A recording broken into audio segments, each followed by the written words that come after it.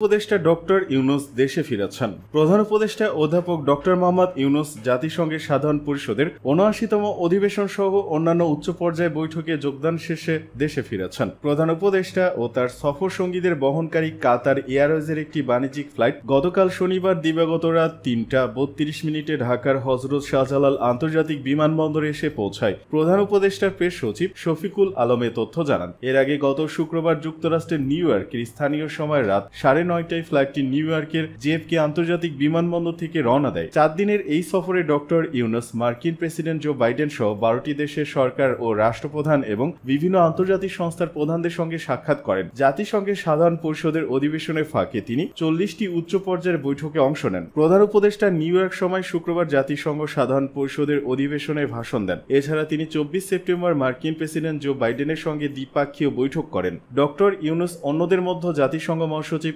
Antonio Guterres, ইতালির প্রধানমন্ত্রী Giorgia Meloni, পাকিস্তানের প্রধানমন্ত্রী শাহবাজ শরীফ, নেপালের প্রধানমন্ত্রী কেপি শর্মা ওলি ও নেদারল্যান্ডসের প্রধানমন্ত্রী ডিক শুফের সঙ্গে দ্বিপাক্ষীয় বৈঠক করেন। এদিকে আওয়ামী গডফাদার, তার ভয়ে টু শব্দ করতেন না কেউ।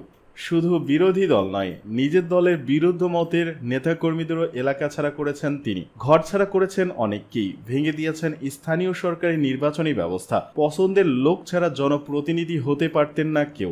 সরকারি ও ব্যক্তি মালিকানাধীন জায়গা দখল করে গড়ে তোলেন বাগান বাড়ি, বিপণী বিতান, গুম খুনের অভিযোগ তো আছেই। এর সব অভিযোগ যার বিরুদ্ধে, তিনি হলেন আওয়ামী লীগের সাবেক সংসদ সদস্য এবিএম ফজলে করিম চৌধুরী। চট্টগ্রাম ৬ রাউজান আসনের সাবেক এই সংসদ সদস্য যেন নিজ এলাকায় ছিলেন রাজা। মূলত ২০১৪ সালে সংসদ নির্বাচনের পর থেকে বেপরোয়া হয়ে ওঠেন ফজলে করিম। কেউ টু শব্দ করার সাহস পেতেন না। তার কারণে রাজনৈতিক নেতাকর্মী ছাড়াও ২ শতাধিক শিক্ষক কর্মচারী তাদের কর্মস্থল রাউজানে যেতে পারেননি। ফজলে করিমের ৭০ থেকে ৮০ জনের একটি বাহিনীও সক্রিয় ছিল। ধর্মীয় একটি আধ্যাত্মিক সংগঠনের ৪৬টি কার্যালয় গুড়িয়ে দেওয়ার অভিযোগ রয়েছে তার বিরুদ্ধে।